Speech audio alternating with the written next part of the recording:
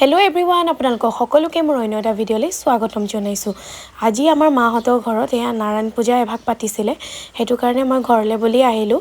আৰু আহি পেলাই মই নিজৰ যিখিনি যা যোগাৰ আছিলে সেইখিনিও কৰি দিলোঁ মাৰ লগতে, আৰু মায়েও সকলোখিনি যা যোগাৰ কৰি থৈ দিছে আগতীয়াকৈ। পায়স চায়স বনাই মেলি ৰেডি হ'ল। আৰু এইফালে আমাৰ ভাইটিক এয়া চাওকচোন ধুতি পিন্ধিছে, তাক পূজাত বহুৱাব যে এয়া গোটেইটো একদম ধুলীয়াহে নিচিনাহে লাগিছে আৰু দেখিবলৈ। তাৰপিছত এইফালে এয়া ময়ো চাকি গছ জ্বলাই ল'লোঁ, আৰু এয়া বামুণো আহি পাই গ'লহি। তাৰপিছত ইয়াৰ লগতে চাকি গছ জ্বলালোঁ আৰু পূজাও আৰম্ভ হৈ গৈছে। আৰু এইফালে লাহে লাহেকৈ ভাবিলোঁ যে আপোনালোকৰ লগত ভিডিঅ'টো শ্বেয়াৰ কৰিম, আৰু আপোনালোকৰ খবৰ কেনেকুৱা জনাবলৈ নাপাহৰিব কিন্তু দেই। পূজাভাগ মানে ইমান ডাঙৰকৈ পতা নাই, অলপ সৰু সুৰাকৈ পাতিছে।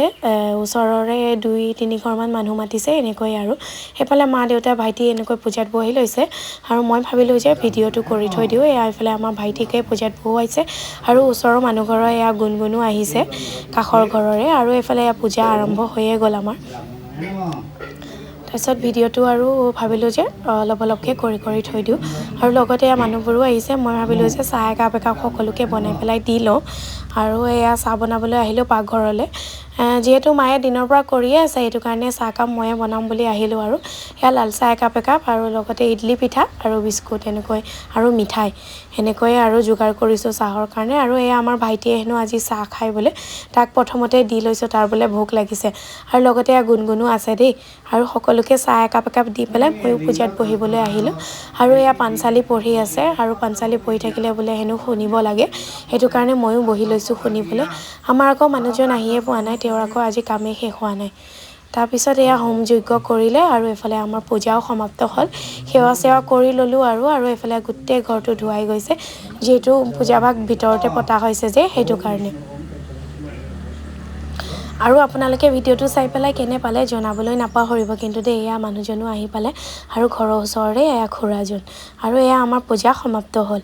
আৰু এইফালে এতিয়া আমি প্ৰসাদ খাবলৈ পাম। আৰু মোৰ কিন্তু খুব ফূৰ্তি লাগি আছে, আজি বহুত বছৰৰ মূৰত মই ঘোলৰ ভোগ খাবলৈ পাম। বহুত বছৰে হ'ল ঘোল খাবলৈ নোপোৱা দেই।